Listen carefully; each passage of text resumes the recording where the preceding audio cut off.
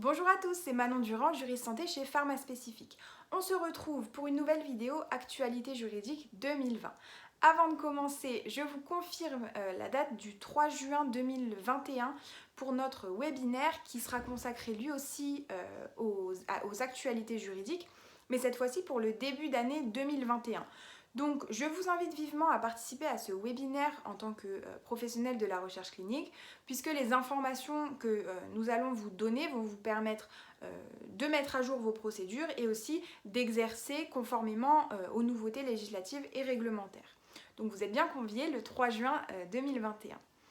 On commence maintenant sur le sujet du jour qui est relatif à la transparence. Donc on avait déjà parlé de transparence dans des précédentes vidéos, donc une vidéo sur l'actualité juridique et un podcast que nous avions fait il y a quelques mois de ça pour présenter le nouveau dispositif anti-cadeau qui est entré en vigueur au 1er octobre 2020. Donc si vous n'avez pas vu ces vidéos, je vous renvoie d'abord vers celle-ci pour pouvoir comprendre celle d'aujourd'hui, parce qu'il y a des bases quand même qu'il faut acquérir avant de pouvoir comprendre ce que je vais expliquer maintenant.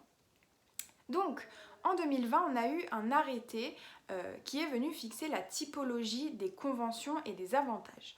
Donc comment ça se passe? En principe, l'offre d'avantages à une certaine catégorie de professionnels ou d'étudiants est interdit. Donc ça c'est le principe, mais il y a quelques exceptions. Lorsqu'on fait marcher une exception, il va falloir conclure une convention qui va elle-même contenir l'avantage en question. Et donc cet arrêté, il vient donner une typologie d'une part des différentes conventions qui peuvent être conclues et d'autre part de quels avantages sont visés.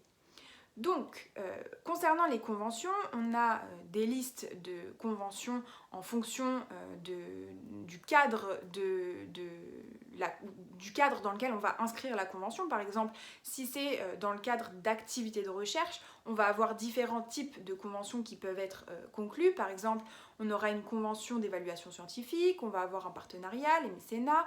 Voilà, donc c'est toute une liste de conventions qui peuvent être conclues. Également, dans le cas de manifestations scientifiques, on va avoir là encore des partenariats. Voilà, donc cette typologie, elle nous permet vraiment de savoir quelle convention on peut conclure dans un cadre particulier. En ce qui concerne les avantages, là encore, on a une typologie en fonction des événements. Donc, dans le cadre d'activités de recherche, on va pouvoir offrir comme avantage le défraiement, l'indemnisation, la rémunération, etc. Dans le cadre de manifestations scientifiques, ça va être les frais d'hébergement, les frais d'inscription. Donc voilà.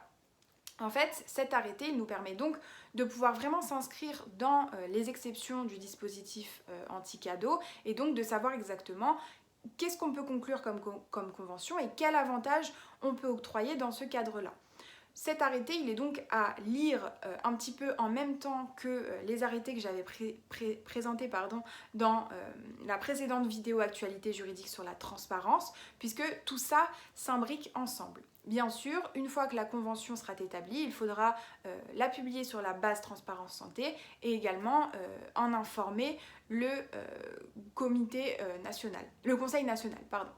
Voilà, j'espère que cette vidéo vous aura plu. Vous retrouverez en barre d'informations toutes les informations sur nos prestations, donc la veille juridique en recherche clinique et le conseil juridique.